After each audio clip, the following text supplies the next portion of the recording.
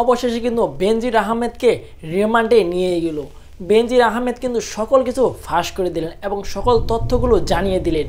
কে বা কারা বেনজির আহমেদকে জোর করেছে এই টাকাগুলো নেওয়ার জন্য, সকল দোষ কিন্তু এখন শেখ হাসিনার উপরে পড়েছে। আজকের এই ভিডিও জুড়ে থাকছে বিস্তারিত, তার জন্য এই ভিডিওটি একটু স্কিপ করবেন না, তাহলে অনেক কিছু মিস করে ফেলবেন।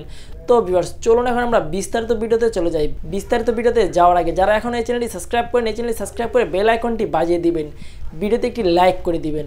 আপনারা কিন্তু সকলে জানেন শেখ হাসিনা কিন্তু বলে দিয়েছে এই বাংলাদেশে কোনো বিএনপি দলই থাকবে না, এমনটা কিন্তু বলেছে শেখ হাসিনা। শুধু তাই নয়, অপরদিকে কিন্তু ওবায়দুল কাদেরও বলেছে বিএনপিদেরকে এই বাংলাদেশকে আমরা হটিয়ে দিব।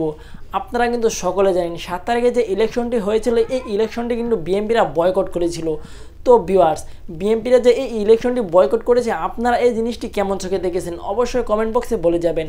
আজকের মতন এই পর্যন্তই, দেখা হচ্ছে পরবর্তী কোনো ভিডিওতে ইনশাল্লাহ।